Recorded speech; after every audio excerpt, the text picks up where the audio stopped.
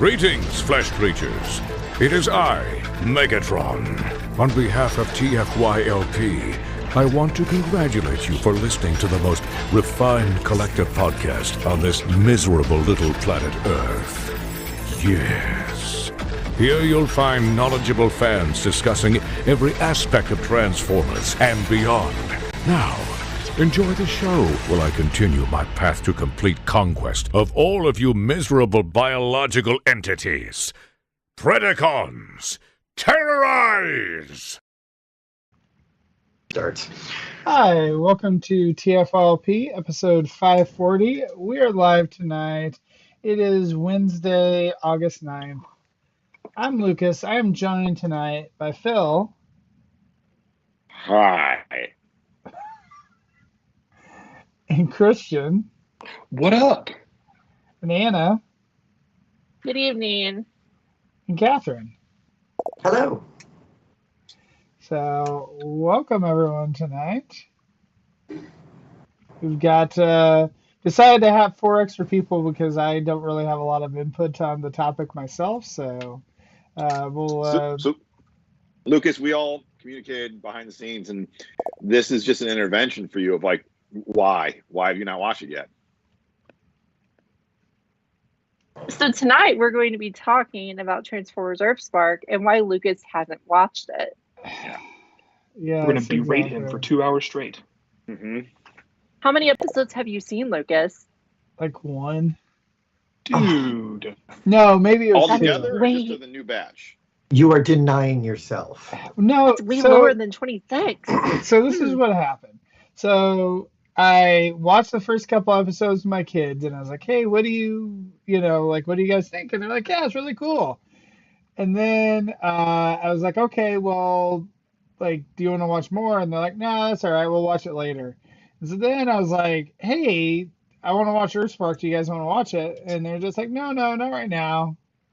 And that was however long ago. So yeah, they're always playing video games or something like that, and don't want to sit down and watch the Transformers. 8 show with me. months, Lucas? I For know, 8 months? I know. I would say Oh, it's a really? good enough show that if you watched it by yourself and then rewatched it with them, I don't think you'd be disappointed. That's true. Probably Yeah, true. I should just do that. Then you get to build up expectations when they see certain parts, and you'd be like, ooh, how are they going to Right. react to this? And they would be like, I'd rather be playing video games. And I think this is the kind of show that is going to have a lot of things you missed on the first or on that second watch. I think a reasonable amount, yeah. It's not stuffed with references like the comics tend to do, but it has enough. And it is quality animation.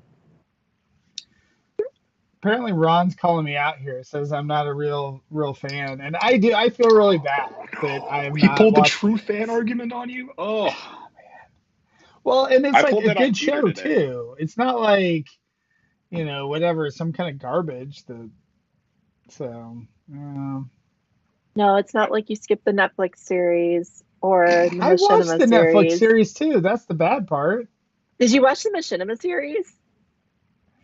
Did any of you watch BotBots? No, you didn't. I did watch. Yes, I I watched did. BotBots. I watched it like every one of those shows we just mentioned, including Machinima. I really didn't know you Machinima guys is watched pretty BotBots, bad. actually. So I liked it. I think I I retract stopped my watching outrage. Machinima after like the first season because I was like, no. I watched like the first 2 of Titan's Return, and I was like, oh, right, it didn't get any better. Goodbye. Yeah. Yeah. But it gave. But how else would we have gotten Southern Overlord? I It does needed that fit in my remarkably life. well, actually. Why It was was he a- Southern? Why wasn't he before? It kind of went Machinima into retroactively that. For made as them. lousy as it was, had a good voice cast. It did. It actually had a really strong voice cast of Yeah. name recognition people, which Yeah. made the fact that the animation quality and the storyline weren't really up to par was kind of a bummer, because whenever the voice cast would get announced, I'd get excited because I'd be like, ooh, those are people that I want to associate with Transformers. That'll be neat. And then it was like, well, I don't really want to watch this. Shoot. But then Earthspark has had the opposite effect, right? It's a bunch of people I don't know, and now I'm interested in their careers because they did a really freaking good job on the series. So now I care about new people, which is probably better, right? See, all those other things like Machinima were just like learning steps along the way to be able to eventually create this masterpiece that is how we got Ron Perlman Optimus Primal. We haven't had a Transformers series where the fan response has been, over the 50% mark positive in a while, right? It's been quite a while since we've had a warm reception overall. Because I really feel like, in general, Earthspark's reception has been either I liked it, it was okay, or I didn't watch it, right? I haven't really heard many people give an argument of eh. I've heard more people argue that Beastown USA was eh than Earthspark was eh, right? The movie, yeah, I've heard people say it wasn't great. Earthspark, not so much. If people watched it, they seem to like it, which is cool. It's great to have a series that people are responding positively to. Absolutely. I wish it was BotBots. BotBots was also good. Someone would have invited me over for a watch party. I don't know why nobody watched it. That's a shame. It was a lot of fun. It was fun. BotBots is one of those things that if you didn't know about it, Netflix hit it and you would never stumble upon it. Nope. Is it still on there? Can you still fix the problem and watch it? Probably. I canceled my Netflix subscription last week. Then when I subscribe next month or the month after? Next month, I think. I think it's September, but probably the very end of September for Castlevania, I will watch BotBots.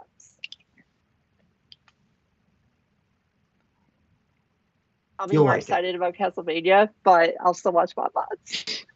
I'll take it. There you BotBots go. is cute. Have you not seen it, Anna? No, I didn't see it because I haven't had Netflix for the last 2 years. So okay. I just expect Christian to drive up to your house and strap you down to a chair, Clockwork Orange style, with your eyelids, taped open, and him forcing you to watch it. Hopefully he would can the rest of that plan the moment he showed up, and I was super happy to see him. It was let's go watch BotBots together. It'll be great. I feel like that's how it would go. Hopefully he would put the clamps away at that point. It didn't have to follow through. I don't know. No, he would show up and you'd be like, all right, let's watch it together. And you're like, oh, wait, we don't have Netflix. What do we do? Yeah, we log it in his account. That's the whole point of him coming. Or no, Yes. I was like, I gotta grade papers. Right. Well, I don't have Netflix, and Anna doesn't have Netflix, so I guess we would just go to your house then, Lucas. Yeah, that's true. We could do a party. Can I pause and go way off topic here for just a second? No, you do that. You do that. Stop doing that. Lucas, you got those G2 Toxitron dudes behind you over your shoulder. No. Yeah. We did a whole show on those last week. Yeah, we did that. I can We did fix that last this. week, Phil. I know. I'm just saying they look really, really good, on your shelf back there, Lucas. Those Transformers do look really nice, especially from a little bit of a distance. Those colors pop. So especially that Grimlock, which was just like the first one, like the regular Grimlock in the first of the Earthspark episodes. And this Grimlock was fantastic. We got to see him nurturing, I guess. Can I it's a wonderful segue, Catherine, and I love it. But I just want to have a few minutes of spoiler-free conversation, just in case anyone wants to turn it off for the spoiler side. Is that okay? Grimlock is in it. Before he was we in the get last into batch. that, Grimlock is in it. And Grimlock is good. I agree with that. Before we get into that too, I know we had some news this week. Well, I guess not news. I guess it's still technically not announced yet. The missing link. It's announced. It's up for order in places. An Amazon listing is kind of an announcement. It's like how toys are normally announced, right? Is it for sale? Toys. Yeah, It's for sale. You can order it on Amazon or Ami so far. Oh, okay. And I'm And sure Chosen Prime. They put it up this Oh, afternoon. and Chosen Prime put it up. Nice. They also have Jackson Prime. So Missing Link Prime, which is the articulated G1 Optimus that turned out to be real, it seems. It turns out to be some sort of premium Takara 40th anniversary. Hey, it's Convoy. He's like his original toy, but he has articulation now. It's an interesting release. Is Anna gonna be like think it's not real? Like even as she gets it in her hands, she's like, "All right, I have this, but I'm not sure if it's real or not." I'm gonna have to bite it like gold, right? I'm gonna have to bite it to make sure it's not actually candy. Oh, this is actually a real item. Okay. I liked what you had said about the name of Missing Link. It's an evolution reference. Yeah. That didn't hit me for like the first 2 weeks of knowing the name. And it was like, oh, it's the Missing Link and evolution of Transformers. I get it now. Christian's face is nice. What else would it have been? A dumb name? I don't know. Oh, okay. All right. I did not know that you were confused about that one. I'm sorry. I would have helped you. It could have been a code name for a project. No, I wasn't confused about it. I just didn't make the jump between the term and the term, right? I didn't think it was just the term as it is normally used. I got it. I thought of it as Anna just was like, missing oh, they're talking link. about Yeah. Right. Yeah, sort of. I saw the link as them just be like, oh, it's the missing link between Transformers toys, not evolution of Transformers toys, making it more interesting. I think part of that is I don't expect wordplay to translate that well. Because this was wordplay from a Japanese company naming their toy line something that English-speaking audiences should get the reference. So it's cool. Christian, are you upset at me again, or did something happen in your environment? Environment. Okay, good. So Paul had pointed out that this has the logo has its own font and all that, and has its own logo for the Missing Link. And so from his just background in doing, commercial art and that sort of thing, it's like you don't normally make a specific logo for something you're only doing one of. That this is likely to have more companion pieces with this. Christian keeps putting up the two because there's technically two versions. Yeah. Technically two versions because there's the cartoon one that has the blue eyes and the silver matrix and not a trailer because in the cartoon didn't have a trailer. I don't want to tell you. There's two releases. That's the thing that gets me about it is the Toon one doesn't have the trailer, which makes sense from a price point perspective, like release one without the trailer. But he did have the trailer in the cartoon, and Roller shows up in the cartoon. So it's like, it would make sense for him to still have the trailer, but whatever. The trailer, to me, seems a little on the cheap side from the pictures. The fact that you're getting the Roller's tires on a sprue and you have to pop them out of the sprue to put them on Roller, and all of that. And so, all right, if you're going to do a toy homage, you're probably going to have more people who want the toy version. So you make the toy version with a higher price point and higher profit margin. And then you get the consolation prize of the toy version if you don't want to throw out another $50. I'm sorry, cartoon version if you don't want to throw out another $50.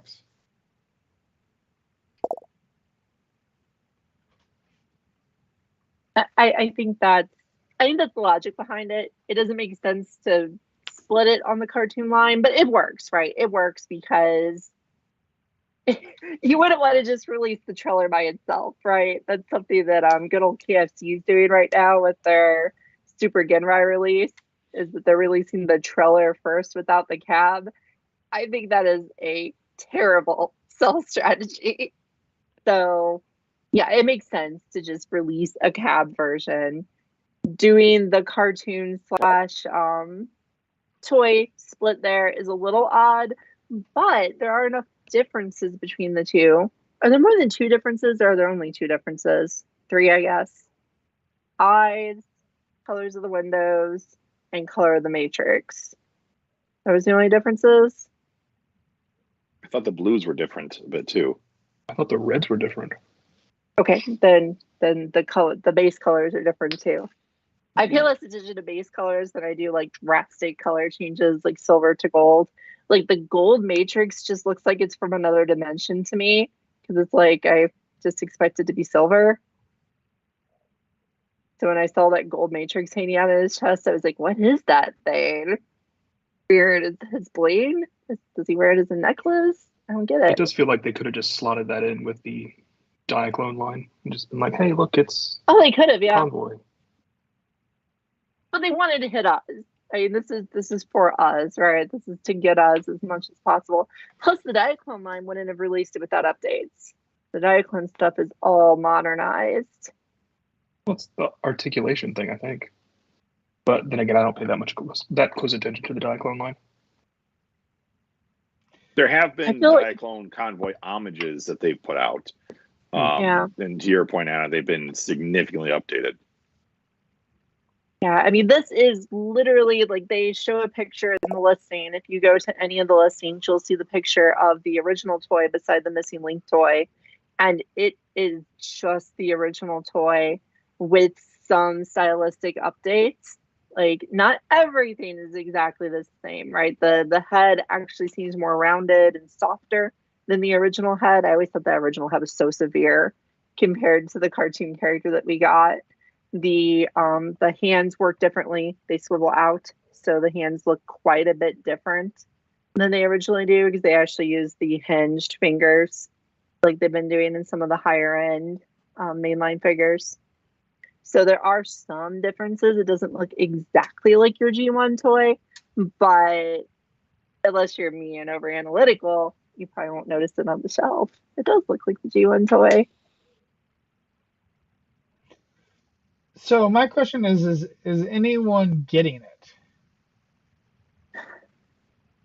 That's what I'm kind of worried about. I'm kind of worried it's not going to sell well.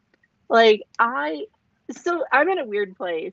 If I thought this thing was going to be like a popular item that sells out, right? Like that people are going to get excited about, I would pre-order mine today because I want one, but I'm kind of afraid this is going to be something that doesn't sell very well and gets deep clearance. Oh, I guarantee you it's gonna sell. Like, it's Optimus Prime. I'm sorry. Like, if anything, if they would have released, if they released this as like random, whatever G1 character or something, like I could see it not selling well. But like as Optimus Prime, I don't see there's any way that it doesn't sell. Huffer would be a bizarre one. Would. Yeah, it'd be funny. I just wonder if like there's so much Optimus Prime out right now. I only know one like really dedicated Optimus Prime collector, and the moment we gave him the links, he bought both. So I guess the dedicated Optimus Prime character collectors will do it. Like our buddy Paul will do it, and anyone else who has to have every Optimus is going to do it. Something Lucas and Christian have said, or especially Christian, I think. I'm trying to remember if I'm misattributing this quote, but someone said buying something that doesn't go with the other stuff on my shelf at this price point is a little harder. That sounds like me. It really sounds like something you'd say, but I'm not like sure something I would say. Said it. And I get that, right? Because it's like it has to go by itself. If I get it, which I want to, it's not going to go on the shelf with my modern figures. It's not going to go with my MPs. It could go with my G1 figures, but I don't really display my G1 figures in a nice way. I mean, they're up there on that top shelf in the closet. You can't really see them very well from most angles in my room. They're just kind of like, that's where they go because I don't have anywhere else to shove them. Yeah, so I don't know. I think it's like really cool and I want it. I'm very tempted by it. But, Christian and I were discussing this the other day too, is like, although it's really cool, I don't know if it fits in our collection.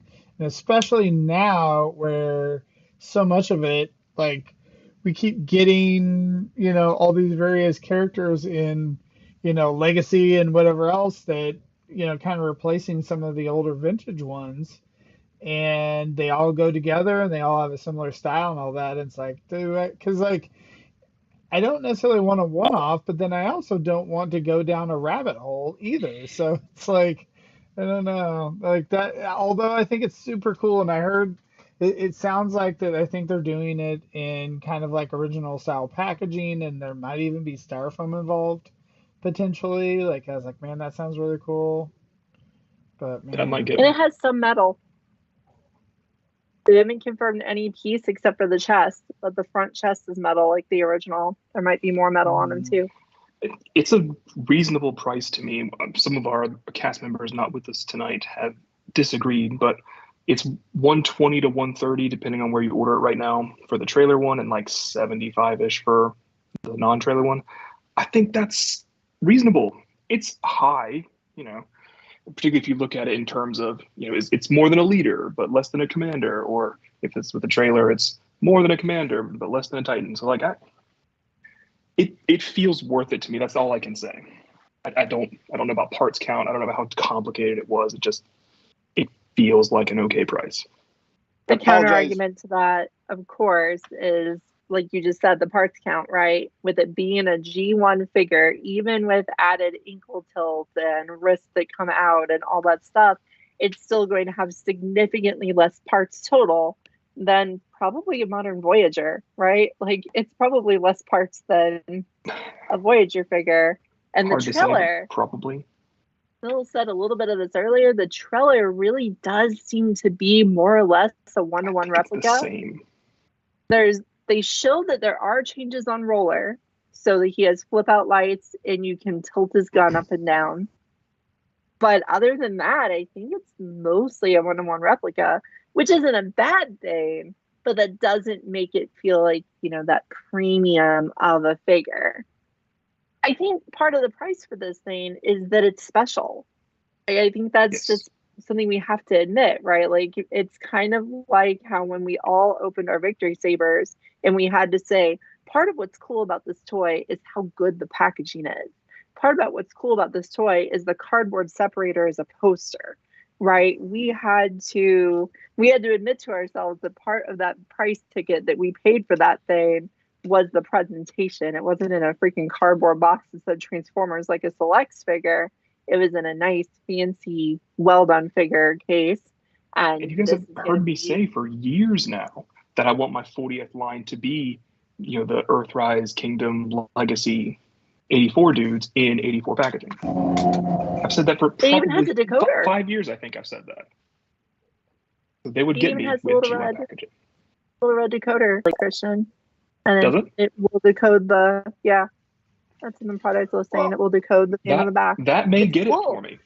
Truly, that may get it for me. Like, I really do enjoy a really good package. Well, one of the things too is I know there's quite a few G1 figures where they don't have the molds anymore, or maybe the molds are, like not, like not able to be used. Like they were gonna have to rebuild the molds. And so I just wonder on some of these, it's like, okay, well, if you're going to do that and go to the trouble of doing that, it's like, why not throw in some articulation and make it a little bit more premium and then get people to buy it? Because, like, I mean, the thing is the people that are interested in this type of thing, a lot of them probably already own a G1 Optimus Prime, or they own a reissue Optimus Prime, or they own, whatever.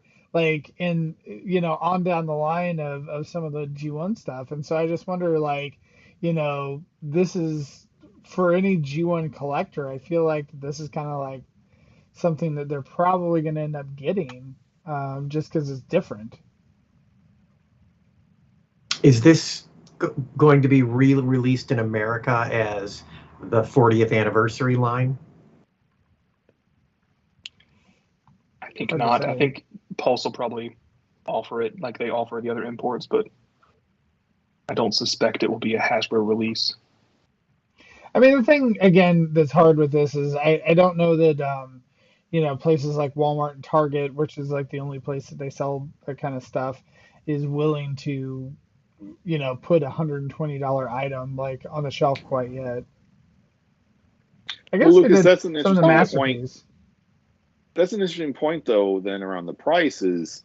I forget if it was one of you that I need to attribute this to, but someone was talking about the G1 Prime reissue that was at Walmart, I think either just before COVID or the first winter of COVID. Yeah, Christian, that was you that was talking about this. And it's like, hey, that was about a $50 toy, and inflation has jumped up significantly since that time. So you are getting that toy with significantly more articulation for $25, $30 more. When you look at it from that lens, it doesn't seem like it's that much of an ask in terms of price. But again, a lot of people didn't want to buy that reissue Prime because they thought the $50 price tag was too high. So I don't know. It is a tough thing. So, and that Prime, some Walmarts clearance that thing heavily. I heard a freaky rumor about that Prime since the last time we talked about it. Go on. The freaky rumor I heard was that originally it was solicited to Walmart as Optimus with the trailer. And it was like $50. And they were like, cool, this is great.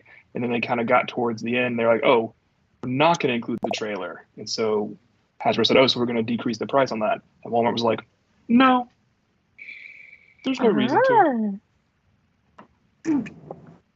Because I think Is that's that a hard true? sell. I think that figure was only a hard sell because of the other stuff on the shelf, right? Like if that was the only Transformers product on the shelf and it was a $50 reissue, then fine. But since I can buy a leader for $50 and I'm someone who plays with it and displays their toys, I'm going to keep passing up that Optimus unless I have infinite money. I have a hard time believing that Optimus with a trailer would have been $50. That's still that sounds too low. It does sound too low, but it's the rumor I heard. Is it true? Some I of don't that know. stuff's really low. Sounds like a doorbuster kind of item. It does. Yeah. But as we were saying with the packaging, I really do think doing the US packaging would get them a lot more sales. Because I think the people who are as deep as we are have nostalgia for the Japanese G1 packaging. Because we've seen it enough times, we've looked at figures, we've seen them at shows, we perhaps own some of them, and we are familiar with their packaging. But the fans who aren't quite at the watch podcasts about Transformers level, but still collect, they'll see that C-01 and be like, what's a C? What's a Cybertron? This is an Autobot. Where's my G1 Optimus Prime packaging? Why is his name Convoy? What's going on here? And they won't want to display it as much. Those lucky bastards with their empty shelf space. They have more room. I don't think I would care if it was the Japanese packaging, but if it was the American packaging, that might tip the scales for me. Yeah. I don't see why we wouldn't see an American release of this in some version. Yeah, you'd think. I I don't know. but I'm We'll not see. sure. Hard to say. So, but yeah, no, I was just curious. I know it had just come out, and I was curious what your guys' thoughts are on getting it. So it sounds like I think Rob and I think Paul were both getting it. And I'm sure Rick is getting it, but Nick is getting it, but holding his nose while doing so, and I don't know where Peter stands on it.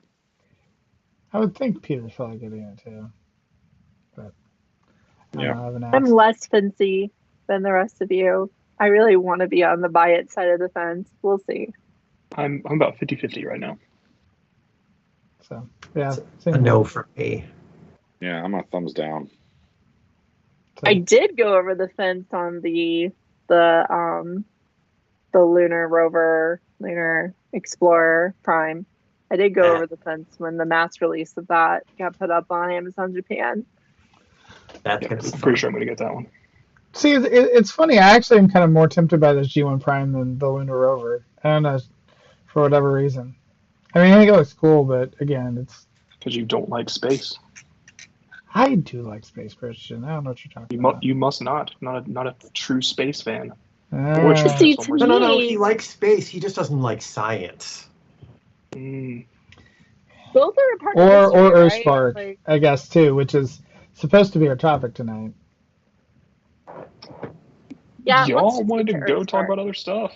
So I don't Catherine had know. a I great just wanted to, segue. you know. We were ready. There was only Phil had to one talk news. about stuff. You had to talk about news. I don't know, man. No more news. All I right. just want one. I would like to bring up one topic about Earthspark that isn't spoilery first. Okay. It won't take long because we already have spoiler-free content, right? Like people can listen to like half the show without spoilers now, which is good. But one spoiler-free thing is the four of us who have watched it, so we're excluding Lucas. What is it that you like about Earthspark?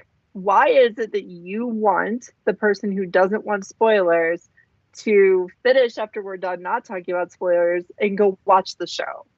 What is it that makes you feel like this is a hard recommend? I think this is some of the best writing of any Transformers series yet. I agree with that. Plus, the characters, there's someone there to relate to for everybody. Yep. Yeah, I mean, to me, it's I don't know where to start. Just across the board, it's relatable characters. It's characters that you understand their motivations of why they're doing things. It's characters that you get to kind of have fun experiencing their growth and their development. There's a ton of just great themes in the show of family and found family. There's a lot of like in-depth stuff. You know, we can talk about a little more when we get into some of the spoilers, but like they talk about, you know, not directly, but there's discussions around PTSD. And you know, and it's just about acceptance and, you know, the designs too look great. I mean, these are some of the best looking Transformers we've seen on a TV screen. Oh, man, maybe going back to Prime, and I know some people don't even like the Prime designs. Thanks, Roche. Yeah, Roche did a phenomenal job on designing some of these characters, and just giving them a lot of personality. I think the voice cast selection was great. And even characters that early on in the show I thought were annoying characters, they become more serious characters and get their times to shine in the show. So I have no notes, honestly, on this show. My only concern with this is sort of twofold. Number one, we won't get nice quality toys from this because it's a kid show. You know, we've talked about on the show how Twitch's toy has some QC issues. Mine in particular does. I know, Catherine, you're lucky and yours doesn't, with the chest locking into place there. You know, we haven't really seen anything in terms of Beyond Deluxes being solicited for the show. And the other concern I have with this show is that the other show I feel this way about is Transformers Rescue Bots. And Transformers Rescue Bots, those characters have just sort of been relegated to forgottenness, or maybe it's just because they were kid focused and they were still doing Rescue Bots Academy that they didn't want to bring them in to anything else. It will be a shame if this show ends and these new characters just disappear into the ether. Those are my only two concerns or notes about this show, and so it's not even negative about the show itself. I agree with that, and I think that the fact that there are new character designs is a really great point to bring up. And we are, of course, talking about the fact there are new Transformers characters introduced, right? There are characters that have never been used before, but there are also redesigns for characters that don't usually look a lot different than their other incarnations that actually work pretty well and that are pretty cool designs. You know, it wasn't just like, let's use an exact copy of G1 Optimus. It was, let's redesign him a little bit. It wasn't, let's make another tank Megatron. It was, let's redesign him a little bit and try a new vehicle mode that he hasn't done before. It's cool, right? Like, it worked really well that they did that. And I would say that my main reason to recommend it is that it's both good as a piece of science fiction, Like, it is good, interesting science fiction where they explain things. There's aliens, there's a little bit of science magic, there's all that good stuff that makes the science fiction show enjoyable. But then it's also this positive morality kick that other cartoons have been hitting for the last like 10 years now. That Transformers, other than Rescue Bots, which is always kind of like just for kids, this one has managed to kind of hit that note that shows like Steven Universe have hit, where adults will watch it and really enjoy it and fan over it. Whereas while it's still getting those positive moral values and acceptance and good things out there at the same time. That's why I like it. I just think it's such a positive affair, but it's also good fiction. It's not just like constant hugs and moral lessons, but it's good fiction with hugs and moral lessons, which are fine. Oh, and it's also fun. If you like that sort of thing. Like a lot. I'm excited when we get to talk about spoilers, because there's two characters in general, like just their names. I was gushing over their names. I know. I was also disappointed Frenzy wasn't in these episodes. I'm there with you, Phil. No, I actually was. You know, when we get a little bit of a thing in the last episode, and I was disappointed Frenzy was not in that. I miss Tarantulas in that. Yeah, Tarantula sort of makes sense because he's sort of out there doing his own thing.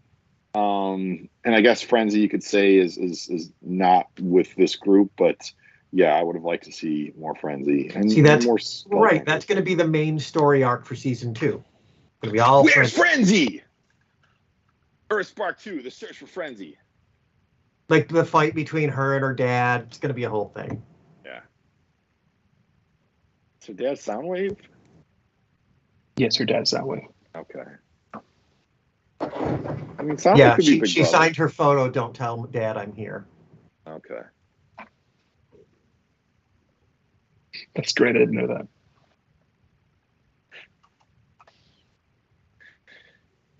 So, we ready to do spoilers on? I know you're muted.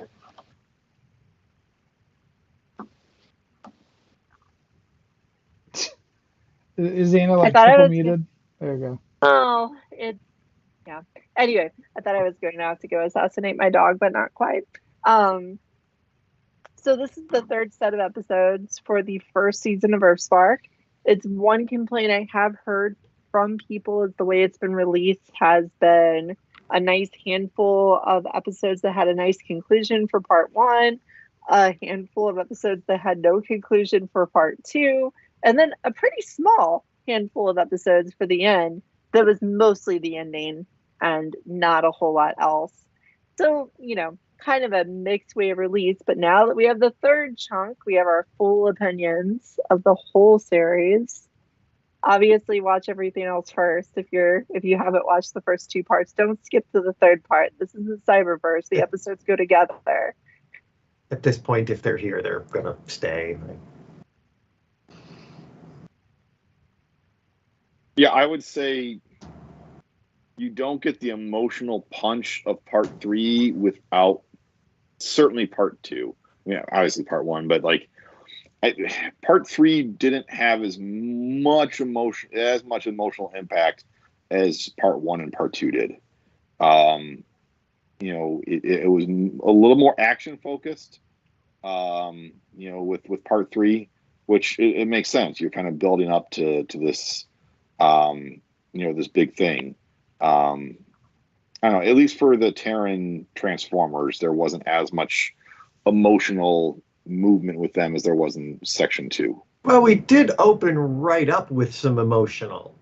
I mean, we did, and that was like the one sort of episode in the can that felt the more similar to the second set of episodes, because it was about Jawbreaker getting his alt mode, which we saw his siblings get their alt modes in that second section of episodes. So, if you have to cut them into chunks, I would have put that one in section 2. Yeah. So, Catherine, now you get to talk about your Grimlock. one thing. I made you wait for almost an hour. Oh my God, you did, yeah. But yeah, this one was fun. It opened with Grim. We got to see a nurturing Grimlock. That was nice. He's Keith David. It's Keith Yeah, David Grimlock. Having Keith David as a voice actor just like made me, I always like Grimlock, but then it's like I always like Grimlock. I always like Keith David. So it became I like the story extra here. fantastic. I like the story here. How this was very well portrayed with that shocking that whole shocking scene to Jawbreaker of like he gets his alt mode and suddenly Grimlock snaps on him. And I thought that was quite emotional and a really well done story. I agree. Hey, quick trivia question. Which Transformer has Keith David played previously to Grimlock? Anybody know? Oh, man, that's a good one.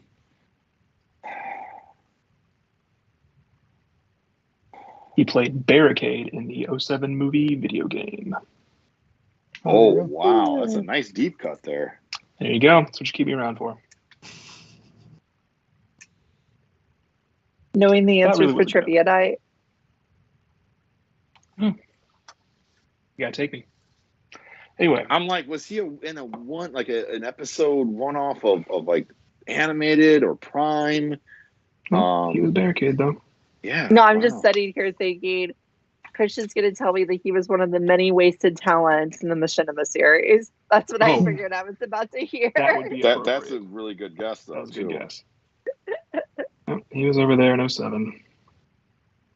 Well, that's cool. Yeah, it was really nice to get to hear him. And I personally have wanted for a while now, like, I love G1 Grimlock. G1 Grimlock was a big part of my Transformers fandom as a kid. I love the Dinobots. They appealed to me. But the decision to make them unintelligent caveman talking creatures that were created by the Autobots purposely to be stupid wasn't great even then, even though it was amusing and fun, and probably doesn't really belong in a children's series at this point in time. So it's nice to have Grimlock be a new guy, right? Like, this is a different Grimlock. This is not a Grimlock that was made for funsies in the lab by Wheeljack, and Wheeljack just said, oh, let's make him stupid, it'll be great. No, that didn't happen for this guy. This guy is a normal Transformer who had some rage built into his alt mode, and that's the Grimlock this time.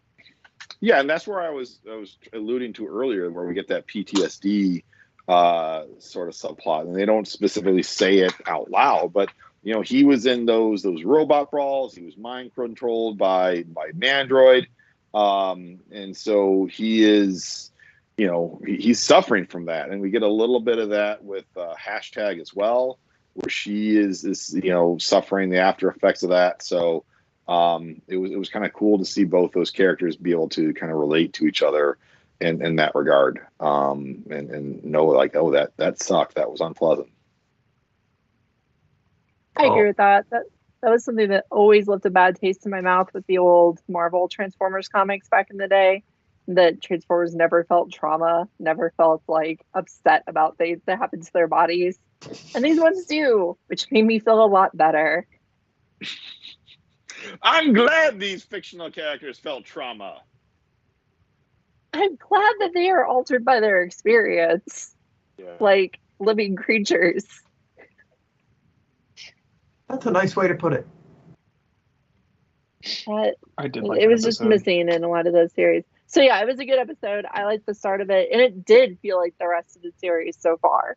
It just felt kind of par for the course. It was another, let's feature this one character and spend a whole episode on their alt mode, which they've done before, and pretty much all of them have been good. So it fits that formula of an episode on each major character that a lot of cartoons follow, but it worked. So whatever. You got left over to the last part.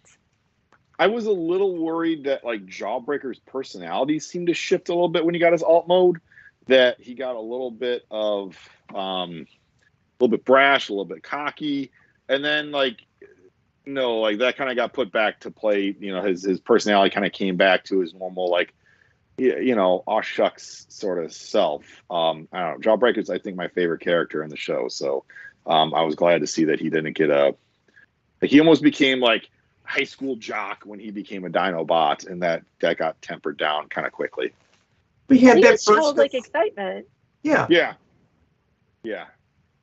Which has been one really cool thing about this series is all the kids feel like kids. They actually feel like they're portraying children, teenagers maybe sometimes, but it's nice.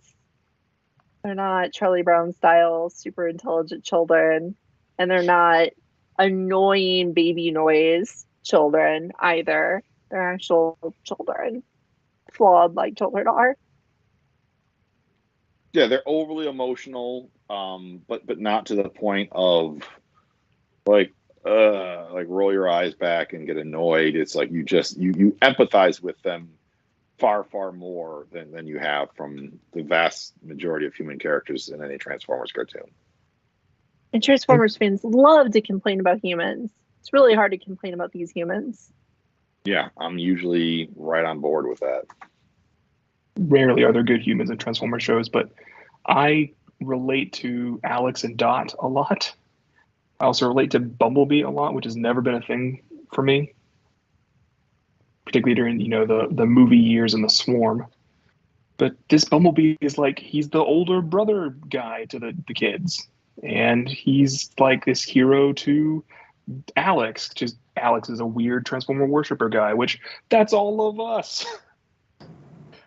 I don't know. It's nice to have different levels of characters to relate to. Like, do you relate to the parents? Do you relate to the kids? Do you relate to, the middle part where Bumblebee is? Or do you relate to somebody else? There's somebody there for everybody, and there's probably multiple somebodies there for everybody. It's kind of cool. Well, I think we talked about this when the second batch of episodes came out, and I give a lot of kudos to the creators and writers of the show, because they gave 3 different entry points of viewpoints for this. You have the young humans that my son is probably relating to. You have the Bumblebee character that's the sort of mid-20s, 30s, type person in their age group, where they're now, a little bit of a mentor, a little bit of the first time kind of, being in charge of some things. And then you have the parents and Optimus and Megatron who have been through some things and seen some things, and they're trying to fill that parental role. But they're, not always perfect at doing it. I think that's a really cool point as well, that nobody in this show is perfect. There's not a single, paragon of, truth and justice and light. Even, the great Optimus is conflicted about Ghost's role in capturing all the wayward Decepticons. It's like, that's unusual for these kind of cartoons. I don't know. Does Nightshade ever make a mistake? No, she's perfect still. Nightshade goes astray with Tarantulas, but kind of figures it out, because Tarantulas isn't bad but not good. That's a pretty gray episode. And then they kind of end up luring their parents into Tarantulas' trap, a ghost trap. And so one of those first things they did with Nightshade was show that they were a little too removed from everyone else because they had different interests and things. But then, through the next 2 episodes, grew and learned that, I can share my family's interests without entirely sharing them, type of deal. So I think, Nightshade made mistakes, but less than the others. That usually happens with the smart one. The third chunk of episodes, Nightshade is like not always the best in battle, but holds their own significantly well. But then like Nightshade, like especially in the third chunk, is like, I am the most confident. I am smart. I'm good in battle. I'm good at fighting. And please give me that toy. Please give me that toy. Gotta be soon. Soon. Yeah. I want a good hashtag. I do too. I don't think we're going to get a good hashtag. Voyagers don't exist. I know. I also need Leader Megatron, but we've talked about that before. Yeah, we do. The hashtag has a great little story arc here too. Because now she's besties with Starscream. Yeah. Another PTSD sufferer. Yeah. I mean, Starscream wasn't in very many episodes, but those 2 episodes where he has to interact with Megatron is just like, Whoa. Yeah. Yeah. His limited use was amazing. Very impactful and well written. I think it's And two I would episodes, say, like- right? It's the one with the Dweller and then the end. Yeah. But he's clearly Yeah. traumatized by his time with Megatron. Like, whoa, that's a new way to look at it. Yeah, That's It's good interesting for laughs for in kids. G1, but it's serious now. It's interesting for kids though, because we can fill in the gaps with the way Megatron treats Starscream in every series.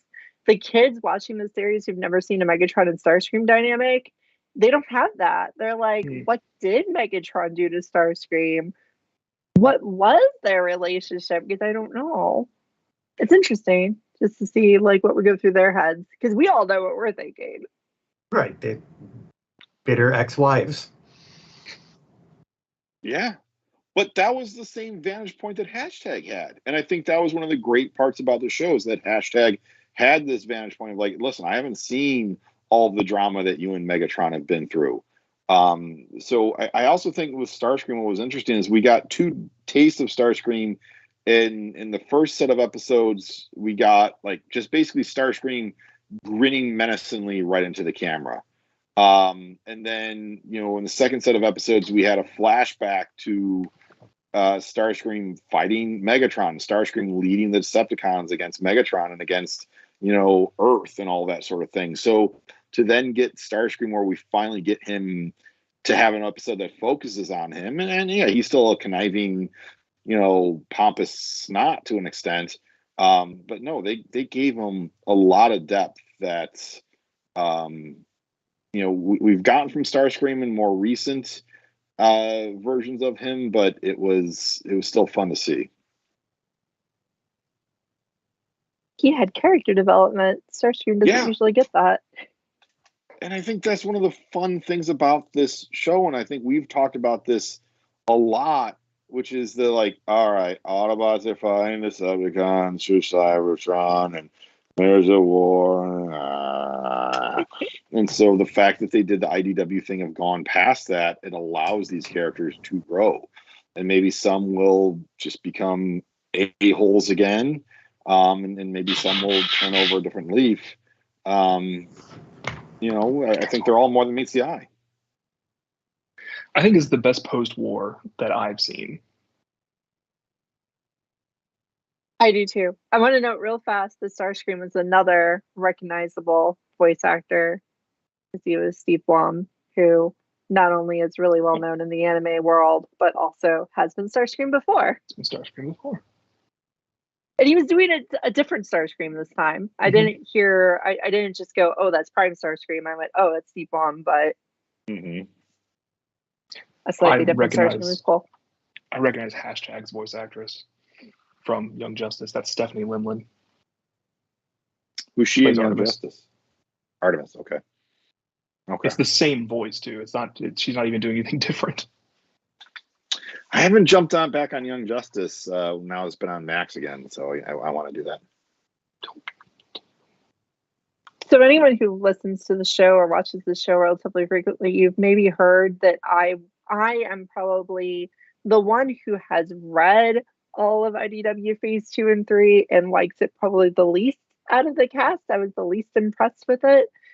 I see that now as a necessary stepping stone to this, because a lot of those same post-war notes, like the Megatron redemption, right, are here, but done better without the really violent background that was Phase 1 IDW. Right, the part I couldn't wash out of my mouth was Phase 1 IDW, right? Like, I'm not a huge fan of the violent stuff. I'm not a huge fan of Simon Furman's writing. It wasn't really for me. But this didn't have that, right? We can think of the war as less bloody, less casualties. We can think of Megatron as not committing a bunch of war crimes and allow him to have a redemption arc without all that baggage. So I agree with Christian. This is an awesome post-war Transformers series. It's done really well. It is like a common trope that I think happens a lot in anime, and sci-fi has taken it up quite a bit too, of the villain becoming an anti-hero, becoming a hero, and it's like suddenly we're cheering for someone who's committed genocide. You know, and you didn't quite have that full extent of that with Megatron here. And I hope we don't get it. That's why I've been saying that I hope we don't get more flashback episodes, and I hope they leave that to our imagination. Because this way we can just have it like they were fighting a war and they were on different sides of some sort of conflict, but neither side has to necessarily be evil if they don't show them being evil. You know, maybe the Decepticons were less kind to the Earth and the humans, but they didn't just slaughter humans for funsies to make a point. They have Shockwave for the just evil for evil's sake now. But I was about to say, even Shockwave in those final couple episodes was not purely malevolent. Yeah. So yeah, Shockwave was helping out at times. Shockwave still only served Shockwave's self-interests. True, that's true, but he wasn't 100% a-hole about it. I would have rather everything that happened to Shockwave in those parts happened to Tarantulas and Shockwave was just gone. Because some of the things Shockwave did, like how natural and comfortable he felt around the humans and the Terrans, it was just like, wait, he was really hardcore against anything Earth native in his one appearance. But Tarantulas wasn't, right? Tarantulas was, again, scarred by the war and just wanting to survive. So he would have played all those scenes a little bit more naturally. Plus, I liked him better. Plus, he's cool. Plus, he's a spider. I think if you want to read between the lines for Shockwave, he's another victim of Mandroid's mind control stuff. So I think that's probably, in my mind, why he's better, because he understands that, oh yeah, this is horrible. We need to stop this horrible dude from doing horrible things. And therefore he kind of aligns with everybody else. But I agree, Tarantulas would have been a better pick. From a logistical standpoint, Shockwave is voiced also like Optimus Prime by Alan Tudyk. So it might have just been like, we don't need to bring another voice actor in. We don't need to bring the guy who voiced Tarantulas back. We could just have Alan jump in the booth and voice two characters. That is Alfie Allen of Game of Thrones fame. There you go. Mm-hmm. I did really like Shockwave's design. A lot of nice G1 cues, especially to like the toy where he had like the little silver circles on his calves to be sort of like the gun handle, the pistol grip of the toy. Just nice subtle touches that I found very, very entertaining. What happened to that slime at all? Who? What? Shockwave did not transform in the this group of episodes. He did his first episode. Oh, did he? Okay. Yeah, he's like that walker tank again. Yeah, what was your other question, Christian? Where did that slime stuff go? They spent a whole episode on that, the Mother's Day episode in the second batch with that slime bear. Yep. Second season. Yeah, that was the one thing. It went to the second season. Yeah, well, no, I think they've intentionally left a lot of seeds for future things along the way. Felt super weird to not come back to that. No, because there are other things they haven't touched, or that they have seeded for next season. Like Shockwave is still on the loose at the very end. He can be on the loose. That's fine. Everybody's on the loose at the end, I think. Oh yeah, that's true. All the Decepticons got free. Mm-hmm. Are they free now? And Shockwave still thinks or refuses to accept that the war has ended. That will probably be an issue. Yes. Wouldn't that be cool if there were like several episodes that focused on like a certain group of Decepticons like getting used to civilian life? Yeah. Yeah, wouldn't that be cool to have? Like, I would really be into like an episode where our one Stunticon that showed up is helping the others adapt. Because he's pretty adapted, right? He's made friends with an Autobot. He obviously likes Earth racing. So he could be like trying to get the other four to not be assholes and to get jobs. And it'd be a cool episode and it would fit for this series.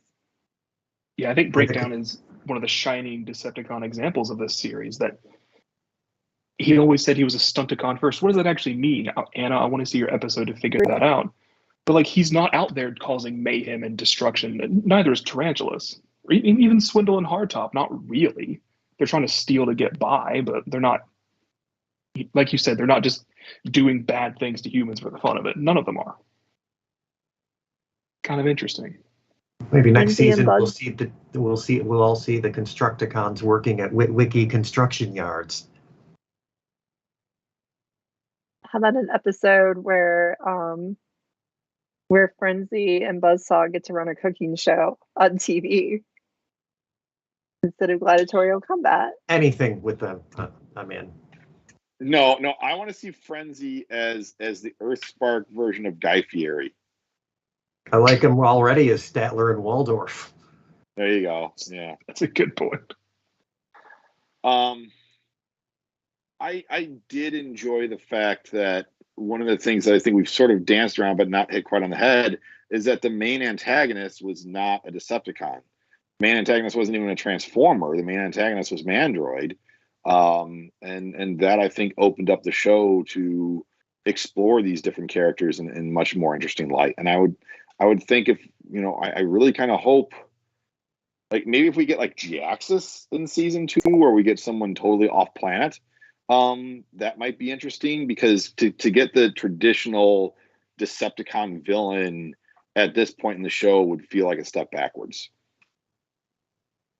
I agree with that. Yeah. Bringing in someone else, someone do outside. Something weird. They've shown humans can be an effective villain here. Yeah, even what's her face, Karen? I can't remember what her last name is. The person in charge of Ghost.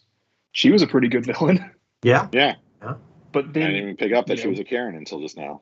Yeah, her name's Karen. She's Schloter's sister, but they have different last names. I don't remember what hers is anymore. Yeah. But when she got killed, it was like, oh, I actually felt sorry for her too. Karen, Circuit Breaker Deadface? Maybe Circuit Breaker Deadface. I did not like the extended, I think, 2 or 3 episodes of Robbie being sick from the sleeve thing. I thought that was a lot of time spent on that. Okay, yeah. Looking back at it, you could call that filler. I don't think it was filling. It's just, in a show about Transformers, they take the kids away from the Transformers, and they're barely in those episodes. I did like the idea of the It's a Wonderful Life with Mo. That was a good story conceit, but I think they could have put all of that into one episode instead of spreading it across so many. Because it was like half the episodes were that, half the episodes were the end. I would in Book say Club, that was the least popular episode, wasn't it, Catherine? Yeah, that one's. Which one? I really struggle with Dreamscape, not reality. That didn't happen episodes. Yeah, and that one was tricky to, like, wait, what did happen? Did they really fight Mandroid on a spaceship? Was that spaceship really crashing towards Earth? Like, there was a little bit of confusion in that. I would say, Christian, though, coming back to your point, the first chunk of episodes had a ton of focus on Robbie and Mo, and that faded a bit in the second chunk of episodes. So I think from just a story arc and character arc standpoint, you needed to focus on Robbie and Mo to an extent. And was this the best way to do it? That's up for debate. But it did feel like a magic plot hammer. Yeah. But they have magic armbands that make swords and shields, and they talk to a magical Transformers ghost. They had to show how they make the thing. They had to get their own abilities. I get that, but my critique was that I felt like they spent too much time doing it. That's fair. Only one episode that's a little in all this. Okay, I'll take that. Yeah, that's fine. Yeah, I'm not saying it was bad. Just exactly. I would prefer go do something. What do the 3 new Terrans look like now that they all have their alt modes? Have them go do a mission and do their stuff together. I would have liked that episode more than It's a Wonderful Life or Robbie's dying. That's the thing. Like, I want to say that this is a 26 episode series so far, 26 episode season, and there have been very few shows where I have watched the entire series and said I liked every single episode equally, and none of the episodes made me cringe. Right? Like, even rewatching some of my favorite anime, I've definitely sat there through an episode and gone, "Oh goodness, did I like this as a kid? I don't think so, and I sure don't like it now. But then I like the product as a whole. So I think it's okay to have a few episodes. It did. There were a few times throughout the series I didn't love what they did, but mostly I did love what they did. Yeah, mostly.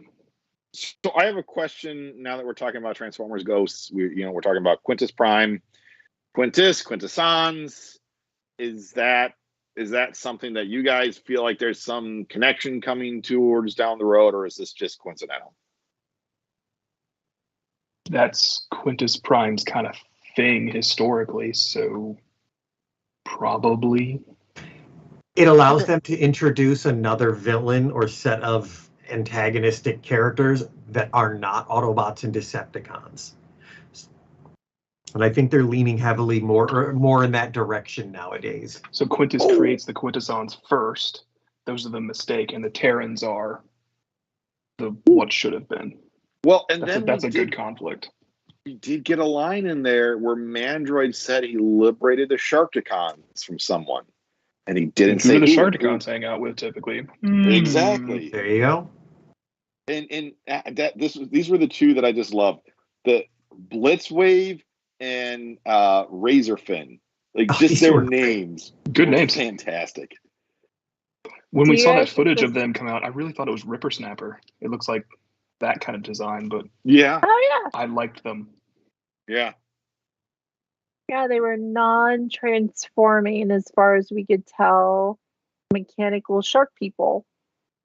But they were somehow created with Energon, because when Mandroid was explaining his Energon weapon, the Sharkticons were worried that would hurt them. Yeah. They were cute too. They were cute. Interesting. They look like street sharks. It was fun. They kind of look like street sharks. Yeah. But you can't be an actual Sharkticon in name unless you're cute. That is a rule. Aw. Even the Energon dude, very cute. Kinda. I like him. Cool, I don't know. Cute. It's a critter. All critters are cute. What can I say? Oh. I did like how while their character designs were nearly identical, there were differences. One had the shoulder cannons, one had the spiked tail. So it wasn't just like, hey, one's pink and one's purple. That's what they had brought up earlier in our conversation on the chat, was that I feel like the clone characters is something they did in G1 Transformers, and something that Transformers has carried forward that you can't really do anymore, right? Characters have to be, if you're going to have characters that look exactly the same, they have to be twins, and that has to have meaning. And that was done with the two not Starscream Seekers. They actually did the whole twin talk thing where they finished each other's sentences. They looked the same, but it was meaningful. They were all three Seekers, and Starscream looked different from the two of them.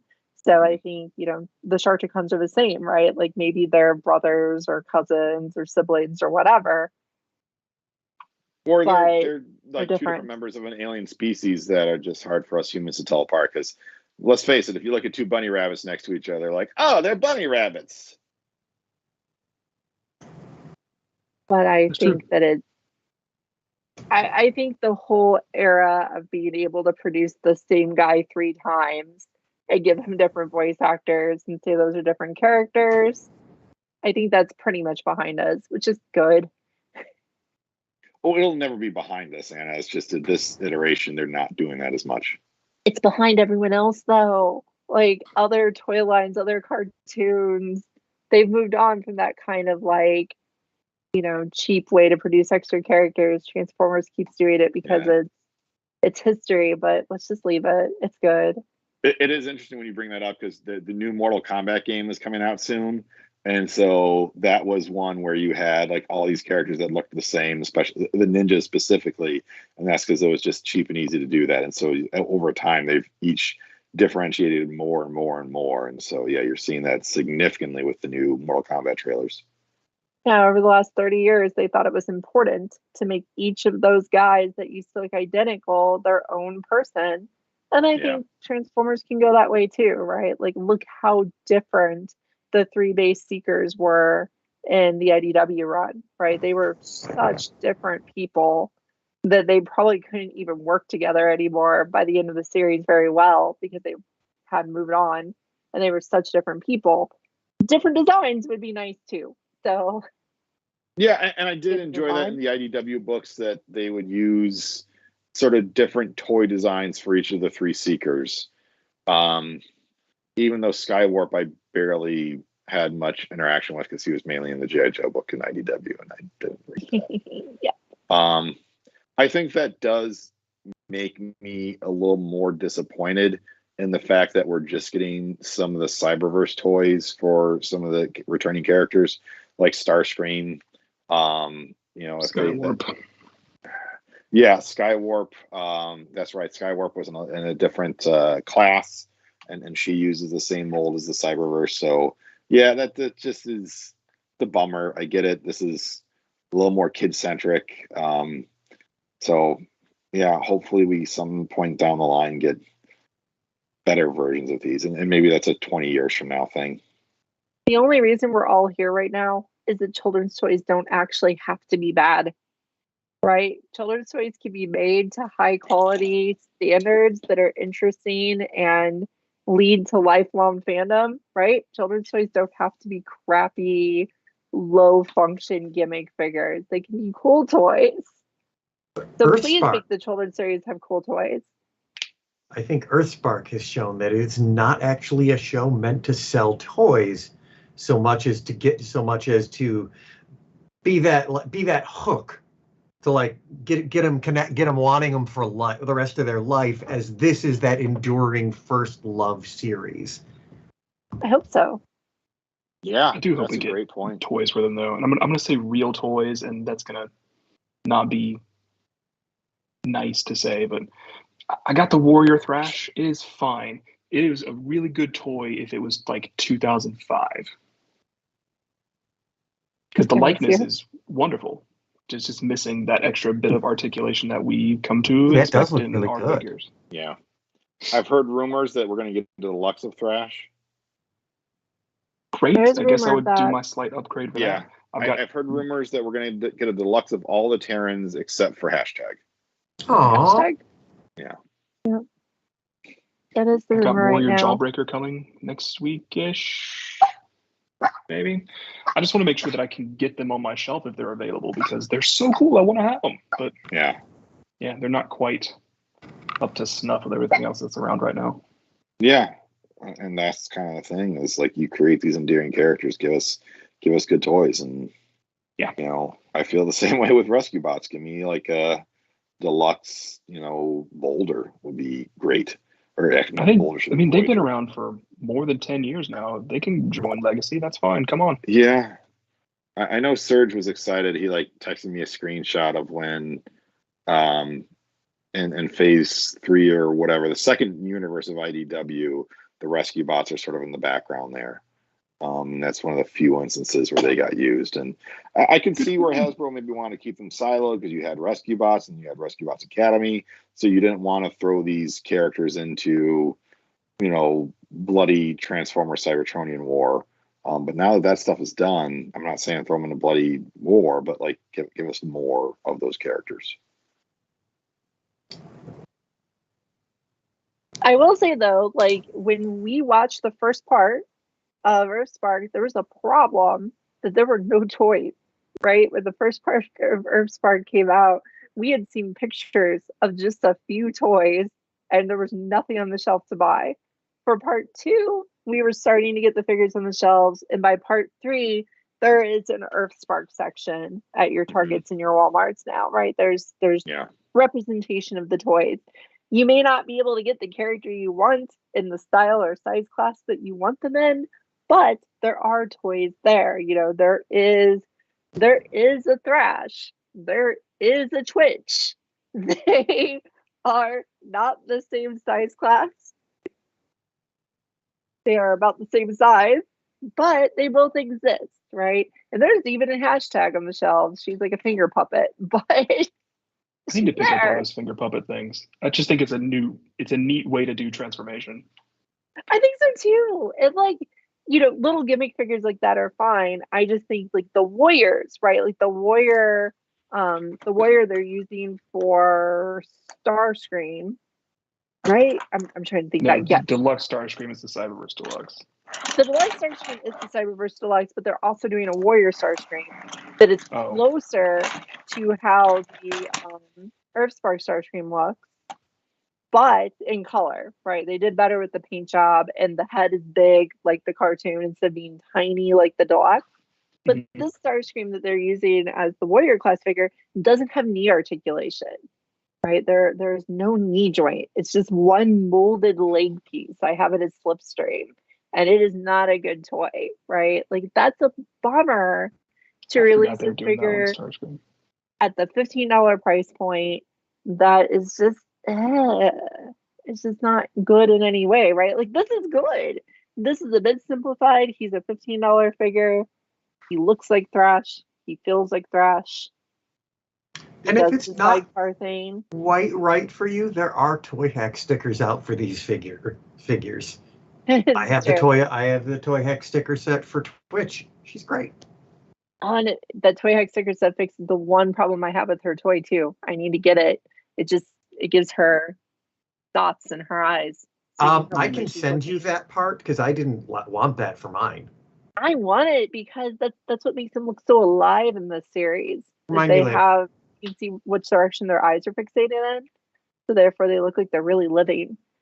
It kind of looks, even comic book characters when they have just the white eyes in their mask, they don't really look alive that way.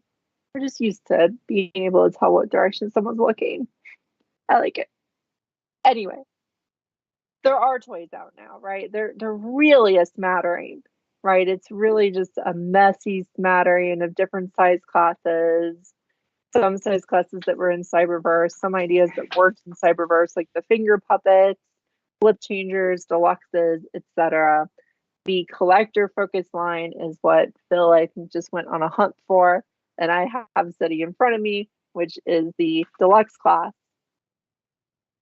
And we are getting Terrans in the deluxe class. At least we know that Twitch exists and Nightshade is coming. She looks good. Nightshade looks good in pictures. Yeah, and I think, like, to the Fry Futurama meme, like, Hasbro, shut up and take my money. Like, make good, halfway decent versions of these toys, and I will gladly throw money at them. Oh, but no love for hashtag. Hashtag. Well, the Ghost Van is copyrighted, and we don't have the rights to make a toy of the Ghost Van. Ghost is very stingy on who they let make toys. I guess next season we've got to deal with what's going to replace Ghost, if anything. We do, yeah. Yeah, it does have a new season. The second season got greenlit, I think, back in December, January. Of course, with the strikes going on now, who knows when the production will actually begin, but presumably it's coming. I think it's safe to say we all want more, right? Oh, absolutely. You were all very quick. Thank you for that. Yeah. Well, we're sitting here making guesses as to what comes next. Like, we're pitching ideas for episodes. We're clearly excited to have this continue. Toys. And look at the excitement on Lucas's face. So excited. But like one of the things I always complain about, like, even when we're getting in the legacy line, we're getting quite a few women figures now. Most of them haven't really got to matter in any sort of media or anything. We're getting a lot of characters that are just like, oh, here's a figure of Flame War, and she's in some comics, and some people have nostalgia for her, but go find her in a cartoon. Oh wait, you can't really, but then we're actually getting women characters that matter from the very beginning and have agency. That's cool, right? Like, I'm really happy to have that. Human ones and robot ones, and I don't hate any of them. No, and with both, Mo and Twitch and the hashtag, and Dot, it's never like looked at as like, oh, that's a woman, this is a guy, like, oh, Twitch is kind of taking over the leader role. They're going to have a leader, female. It's like, no, Twitch is just like, she's kind of been around one of the longest, her and Thrash, and she's, just a little more emotional, just taking more of a charge. And it just feels natural when she is in charge of things at the end of the third batch of episodes. She had been working toward it all previously as well. Yeah. Yeah, she took charge in that the first batch of episodes that had a nice, concise ending. She took charge there too, but she was more mature back then because she is growing and learning as a character and a potential leader. They don't really need a leader because they're just a family. They're not a task force. She felt like a really good big sister to everybody. Yes, and that's so cool because she is definitely the smallest one. She's tiny. Yeah. I think her thing with Megatron is so cute because they're both, helicopter type vehicles. I think that she likes him because of that. It's pretty cool. See, I really Wheeljack enjoy Dad too. Adorable. Yeah, I wish Megatron was Dad too. Is my favorite. But yeah, Wheeljack being Dad too is hilarious and cute. It seemed like all the Terrans have older mentors, like specific episodes, like Nightshade has Tarantulas and Twitch has Megatron or Wheeljack. I think Hashtag has Elita. Jawbreaker has Grimlock. Starscream now. Starscream, yeah. Starscream now. Who does Thrash have? Swindle? Bumblebee. They all have Bumblebee. I don't know. I don't remember if Thrash had a specific. He hangs that would out Elvis be, so why not? What? No, Alex has B. Oh, yeah. Alex has B. Yeah. Or Schloeder has B. Thrash is the one that I would say feels almost the most lost. Not in the sense that I don't know where his character's going, but like just not given as much attention and character development that some of his siblings have received. I agree with that. I think he was kind of forced a little more into the background so the Twitch could be in the foreground.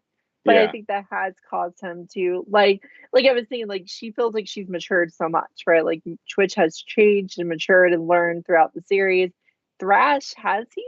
Or is he still just as childish as he was when he showed up? Right? He's gotten a lot more. He got a lot more solid, like in his fighting and teamwork. Yeah, he has. Just by comparison, it's been less. Well, I don't know if it was highlighted well, but teamwork was his thing. Yeah, that he needed to work on at the beginning. America, though. Yeah. I also thought that it was stressed more that he and Mo were a team more than Robbie and Twitch are a team. Huh. I get the opposite. Yeah? Yeah. I always feel like Robbie and Twitch are like, they're always together because he's the big brother and she's the big sister. Yeah. Well, I guess if each of us thinks the opposite way, then they both must have been pretty okay. Yeah. Good fiction allows you to go for multiple interpretations without sounding like you're too ridiculous. So yeah, and none of us are like throwing out hot takes of like, oh, I actually think it's this. No. That's a very, debatable, thought out, point. Right. It's hard None to of get us have upset said about the anything series. bad either. I'll say another bad thing. I wanted more Skull Cruncher in the final fight. I wanted to see more Skull Cruncher. Also, the Insecticons just pieced out. They were like, "See ya, we're not coming back for the fight." They're pretty game breaking. Yeah. Yeah. Insecticons are just like, we need to go, find more energy and chew on. Also, Hardtop could transform without his arm. He managed it. Good for him. Oh, he's never getting that arm back. One thing we've touched upon a little bit, like, I really enjoyed the arc of Mandroid of making him like from a kind of a joke character to a serious villain. And his final design was like, that was good and creepy and enjoyable from a lot of standpoints. Yeah, that was very what the fuck. Yeah. I'm the worst. Every time I saw that design at the very end, I kept thinking of Kane from RoboCop 2 in his ridiculous suit with the face showing. Oh, I kind of see that now. Yeah. it kept making me giggle. Like, he was scary. Like Mandroid was scary. If I was up against that in real life, I would be absolutely terrified, right? I just kept thinking of that ridiculous stop motion claymation looking RoboCop 2 villain. I did really enjoy and you know, anime. There's so many animes that I haven't seen, and so much cool stuff and inventive stuff done in anime that I just am not able to keep up with. But like the idea that he was like this floating sort of organism inside the suit, and he had like different ports or windows throughout that container, and his head would just sort of swim around to like look throughout those other windows. Like, oh, that's really just cool looking. Like, I personally had never seen that before. Bit of heebie-jeebies for me on that one, but yeah, that means it's good. But yeah, I think that was pretty cool about it. That it was like, ugh. The Dweller was there. Yeah, A whole episode about the Dweller. Why is that thing on Earth? It's there. That's something else for next season. Why did Quintus put his stuff on Earth? Right above a Dweller's like hangout. Did you see how they were treating Cybertron? He had to stash it somewhere. I think the Quintus thing is definitely there because if they use Quintus, there can be lots and lots of seasons that focus on lots and lots of primes, or not, right? They can resolve it quickly if they have to.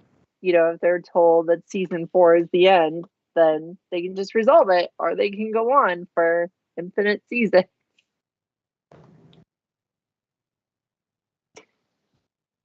So does that mean there could be more Terrans? There could be more Terrans. There could be Terrans we don't know about That have already emerged somewhere? That would be interesting. There could be whole other factions. They actually emerged in China for their own spin-off series. Very anti-capitalist. That Neza? Oh yeah, that would be the NASA series. Was that the little red car transforming thing? It was like a one-off deal. Yeah. I don't think that show actually came out. I think they canceled. That's a different topic. That's just like one of the like, I don't know. I feel like anything that's trying to like hit the Chinese market is like, oh, we got to do like tie into the Monkey King myth. We have to do a Monkey King mythology tie-in here. Often happens. Yeah. We only know one myth out of China. It's Monkey King, and so we're just going to go with that. If you ever see Americans depicted in anything from other countries, we're always cowboys. So we only know one thing about Norway, and it's Thor. Yeah. I guess that's fair. I just feel like, well, yeah, because America's only been around for like, 250 years. China has a much longer history and culture than that. Although, yeah, you're right. Japan is like samurais, ninjas. There you go. That's their entire culture. Samurais and ninjas. I'm not personally saying. I'm just saying like the way like Japan right. is portrayed. Oh yeah. Yeah. No, it's the way the media. Okay, I'm sorry. Samurais, ninja, and geisha, and that's like then you got drift and windblade out of that. Some like high level reasoning there. Planning geisha. And Australia is just like crocodiles. It's just like that was kangaroos. Yeah, crocodiles and kangaroos. You're right. So this is a bunch of examples of stereotyping, and they're not really in Earthspark, and that's nice. They're not. No, you're right. You're right. And I apologize if I'm not trying to say that. No. It didn't get bad, but it was a good segue into the fact that like, as someone who studies representations and diversity and those types of things as a psychologist, it's nice to see a series that didn't have to, that is about space robots, that actually represents diversity in healthy ways, positive ways. It doesn't resort to stereotyping. Cool. Nice. Well, because like even Fox News picked up on the whole like, they did. There's a gender neutral transformer that goes by they, and it's like, okay, that gets a couple, It didn't catch on. It got no traction. It didn't get but traction. It almost was like to me, I kind of enjoyed that, and maybe I'm wrong in thinking this, because to me that was not Nightshade's main persona. Yeah. Like when you look at a lot of TV shows and stuff, when you had queer characters like in the 80s and like the 70s and 80s and everything, and even into the 90s, queer characters was what was their persona? Oh, they're queer. That was their persona. And so Nightshade was the brains of the operation. Right. Nightshade was had their own thoughts and feelings and wanted to fit in and feel like they belonged. And Right. and like I said, Nightshade was the one character that especially in the third chunk of episodes, like felt like they could kind of do no wrong because they just were very, very competent.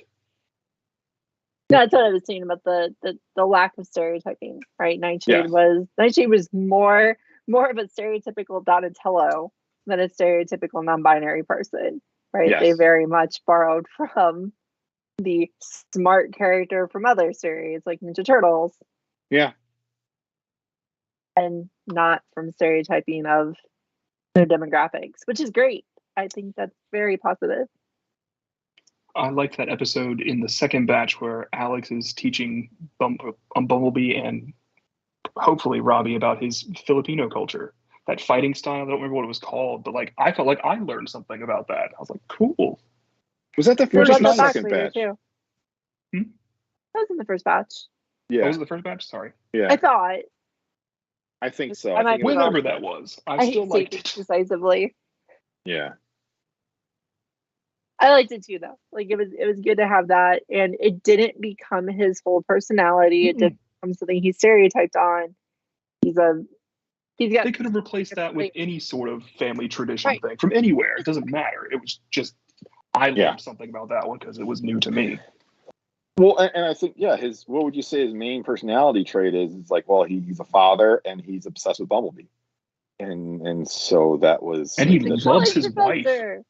Yes. He adores that woman, which is fantastic. It's nice to see a positive family dynamic in these sorts of shows. That too, and like one of the things I liked about the husband-wife dynamic of the two of them was that she certainly seemed like the stronger, like physically stronger one, and maybe even mentally stronger. But like it was never treated like he was a sidekick or he was less than slouchy slob or right. Because like one of the things the dynamic in the show Modern Family with Phil and Claire was like Phil got treated like he was an imbecile and Claire was like the super smart one. It's like Claire just to me came off as like just mean, and Phil was the one who was like trying to be amicable and trying to take care of things, and he had a successful business, and Claire was just like mean to him, and Modern Family is a good example of the exact opposite. It's a show that only does diversity through stereotyping and no other way. Yeah. And it's funny, it's like that was a show that was praised when it first came out. Oh yeah, because it had it was numeric diversity, but it wasn't really good representation. Yeah. Never loved the show, but I love this show, so it's okay. Yeah, this one to me feels like one I'm going to need to get on disc, mostly because I don't want to be attached to a streaming service forever. But it also feels like because it's on a smaller service that it could go away at some point. Paramount has a history too. I'm getting rid of things. Yeah. I said Paramount Plus has a history too. Yeah, so I think the first 10 episodes are on disc now. Weren't these going to Netflix and Nickelodeon though? And the Nickelodeon's tied to Paramount. Yeah, Nickelodeon's Paramount. I've never heard the Netflix thing. The only time I heard that was in book club when someone mentioned it. Maybe that's a foreign thing. Maybe in another territory. I don't know. It might be a territory that lacks Paramount Plus. They might be doing Netflix there. That's totally possible. I don't know. Christian, do you know on the disc set that they have released, is there any like commentary or anything like that, or is it just the episodes? I don't know. Because that's something I would like to see and hear is director and writer commentary and showrunner commentary and all that. That'd be cool. Yeah. Yeah. Hey, Lucas, have we sold you into watching yet?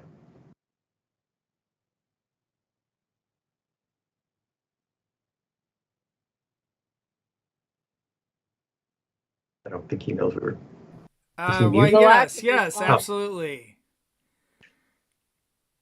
So Luke has just been policing the Russian bots that keep attacking our chat.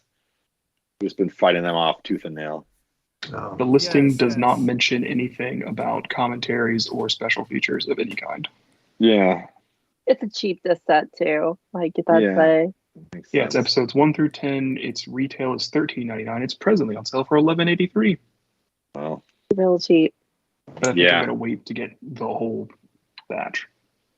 Yeah, maybe if they do the whole thing, we'll get some extras with that because I would appreciate seeing and hearing those. Just on a preservations note that I think I'm gonna get it on disc just in case. No, I think that's a great idea. And, I definitely feel pretty confident saying that it's worth a month of Paramount Plus to go watch the whole thing now. But having it on disc is one way to make sure you're not going to lose it. Yep. And for those of you who don't have Paramount or want to get Paramount, it is on Nickelodeon. I apologize that I don't know the schedule of releases or when it's on Nickelodeon, but hopefully you got a DVR and you can just set a DVR and record it. What's that? I don't know the schedule either, but it is airing, I think. Yeah. It has aired or will air. I don't know if the third batch of episodes have started airing on Nickelodeon kind of thing. That's good. If they haven't, they presumably will. Although I feel like in this day and age, it's like, do your kids actually watch Nickelodeon anymore? I DVR Paw Patrol off of it for my little guy. Yeah. But nowadays he just goes to YouTube Kids and watches videos right. about dinosaurs pooping. Yes. Yeah, if it was on YouTube, my kid might watch it. Yeah.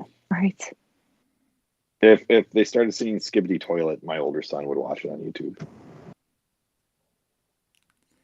So, but yeah, I don't know that this is the type of show, though, that they'll actually release a special edition box set or anything. But I'm sure they'll probably release it all in one season. But I think it might change. Just hearing, I've seen a lot of older fans, and by older, I mean adults like us, who talked about loving the series, right? I've seen a lot of positive things coming from fans that may not have been the expectation, right? They may have expected the show not to really impress adult fans who don't have children. And now they'll be like, oh, well, we could market a director's commentary box set. We could market nicer toys. We'll see. And again, I've touched upon this when we've talked about this show in the past.